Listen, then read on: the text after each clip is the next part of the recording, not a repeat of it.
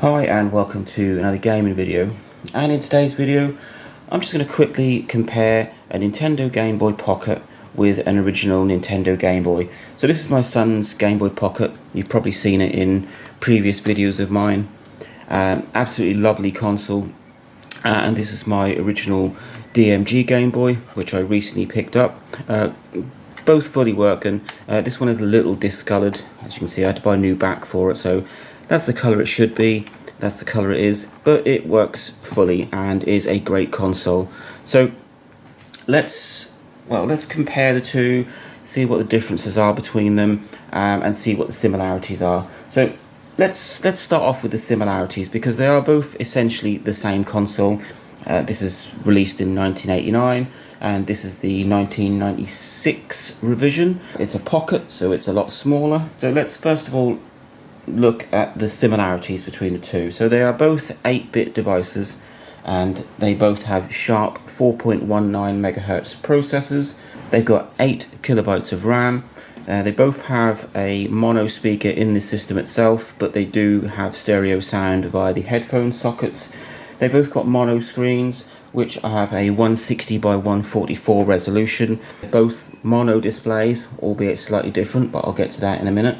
And they both got 1.9 inch displays, which I keep looking at this, and this Pocket screen to me looks bigger than that, but it might just be the thickness and the surround on the other console. So that is pretty much it, other than the fact that they both play the same games. This is just a revision of this, so any games you play on an original Game Boy, you can play on a Pocket, and vice versa. So now let's look at the differences between the two, and the most obvious difference is that this thing here is a lot smaller. The Game Boy Pocket is considerably smaller than the original Game Boy. I didn't realise just how much until I had both of them side by side. So if we put that there, you can see that there's quite a bit of difference in size, height, not so much width, thickness, oh yes there is. Size wise they are vastly different. The original Game Boy is 148 by 90 by 32 and the Game Boy Pocket is 127 by 77 by 25. So there's quite a big difference there. In terms of weight, the Game Boy is 220 grams without batteries in, and the Game Boy Pocket is 125 grams without batteries in. And if we're on the subject of batteries, the Game Boy, which one should we go for? The Game Boy Pocket has 2 AAA batteries that powers it. Gives you about 10 to 12 hours battery life, and the original Game Boy has a whopping 4 AA batteries, which gives you about 2 months worth of battery life. Actually, I don't know the figures for the Game Boy. All I know is that it lasts forever. So let's then get on to another area that is different between the two. Different but not different. They both feature mono screens, but the original Game Boy has that sort of green, it's called pea soup or olive green colour into the screen, whereas when they brought out the Game Boy Pocket they made it more of a mono. I'm not going to say black and white because neither devices are sort of true black and white, but the Pocket has more of a defined grey rather than the green. I'm going to show you what I mean. So I've got a copy of Tetris in both devices, so let's power both of these devices on and we'll look at what the screen differences are.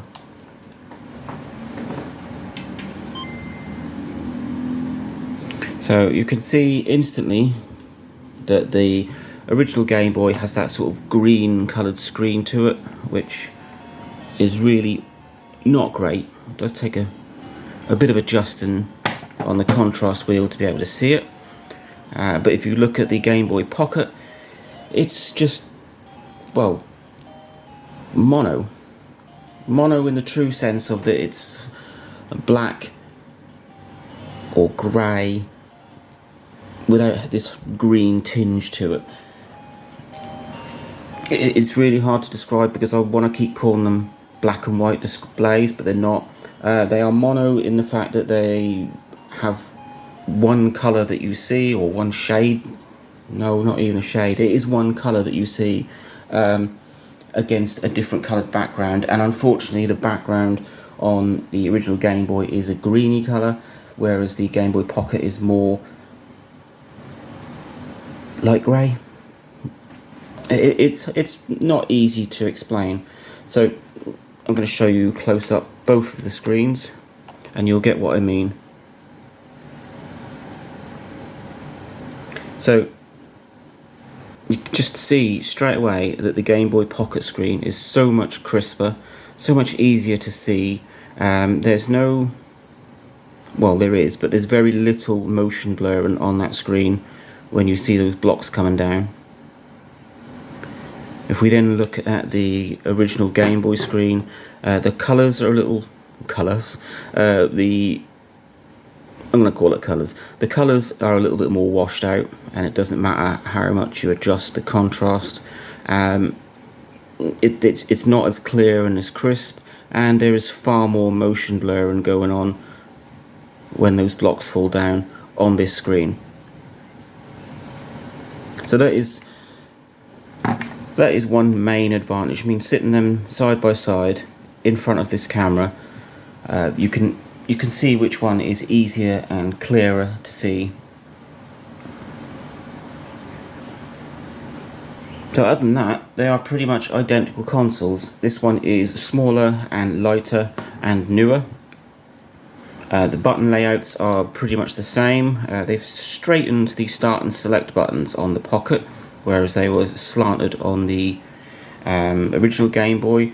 But the A and B buttons, I think, are pretty much at the same angle. I would say the Pocket, they've slightly straightened them, but that could just be an optical illusion. If we look around the consoles themselves on the sides, on the side of the original Game Boy, on the left side you've got a contrast wheel. That's moved to the right side on the Pocket. And if we look on the right side of the original Game Boy, we have a volume wheel and a link cable adapter or link cable socket, which they've moved to the other side once again on the Pocket. In terms of the link cable or the expansion socket, whatever you want to call it, it's smaller on the Game Boy Pocket than it is the Game Boy.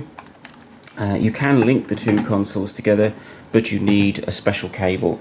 So you can link two of these together very easily with one cable. You can link two of these with the same cable. And this one, I think, if I remember rightly, will work on a Game Boy Color and a Game Boy Advance for Game Boy and Game Boy Color games only. So you can use the same cable for lots of those devices. On the bottom we have headphone jacks on both and a power adapter on the bottom of the Game Boy Pocket, which was up here on the original Game Boy. And on the top, well, there's not much except the power switches on both. So if we just look at the power switches on both devices, it's easier to turn them over. On the original Game Boy, when you turn it on, it pushes over a little plastic piece which locks the cartridge in. That is what these little lockout or notches are in the original Game Boy cartridges. It stops you from taking the game out of the system while it's on. But with the Game Boy Pocket, it doesn't have that. You can see the notch there, and the power button doesn't do anything to the cartridge itself. Interesting fact is that you cannot put a Game Boy Color game in an original Game Boy. Well, you can put it in, but when you turn it on, because there's no notch there, it won't allow the switch to go over. But you can put it in a Game Boy Pocket, and if you turn a Game Boy Color game on, and I'm talking about one of the clear ones, so not the black hybrid cartridges, but the only for Game Boy Color cartridges, and if you put that in and turn it on, it will turn the system on, and you'll get a message on the screen saying this is for Game Boy Color only. So that is pretty much all I can say about the two systems. Which one I prefer? I don't really know. I like the bulkiness of the original Game Boy. It's very nice to hold in the hand. It's just really comfortable and rugged. This is a 30-odd-year-old console, which I bought recently, and it still worked. There was nothing wrong on the inside, nothing that just didn't need a bit of a clean up. I had to change the battery contacts to just make sure that the battery connection was reliable. Other than that, it worked absolutely fine. So rock solid console this. This one isn't far behind it, so it's only what, about 7 years newer than this, so it's still pushing 25 years. Fantastic console.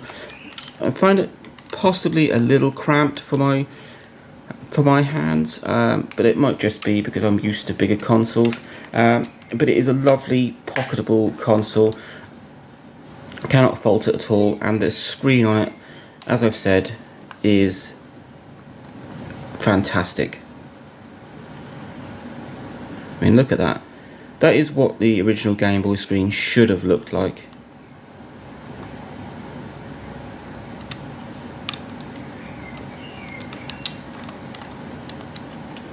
Absolutely superb and crisp, and just a fantastic.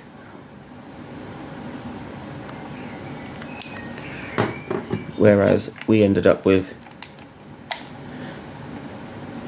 that. And don't get me wrong, I used one of these consoles for many a years. It was my go-to console. It was my first ever games console, and I played it permanently for about 2 years because it is a great console. It's just the screen. Maybe it's just looking back on it now, it doesn't look as good. It's not as noticeable until you start playing something a bit higher, maybe FIFA or a shoot 'em up, and you notice just how awkward it is to view the screen at times. So that's a quick roundup of the similarities and the differences between an original Game Boy and a Game Boy Pocket. Both are the same generation consoles, both will play the same games. There's nothing that will do that this one won't do, and vice versa. If you want to sort of put it into modern day terms, it's the difference between a PS2 and a PS2 Slim, or even a DS and a DS Lite. So there you go. That's my comparison and my look at an original Game Boy, that one, versus a Nintendo Game Boy Pocket. Both fantastic devices. It's up to you which one you pick. Now, personally, when I first started this video, I thought, yeah, this is mine. I love it. It's amazing, which I do. I have a lot of respect for that console. It's just brought me a lot of joy and brought me into this whole handheld world. But this console is superior in terms of, well, screen quality for a start, and just being a bit more pocketable, portable. But massive respect to the original Game Boy, and massive respect to Nintendo, because without something as successful as the Game Boy, I don't think handheld gaming would be as popular as it was. I think this is still the second biggest selling portable console, if not console of all time. So there you go, comparison of the original Game Boy and the Game Boy Pocket. I hope you like this video. Let me know your experiences of either devices or which one you would prefer. Like, subscribe, enjoy.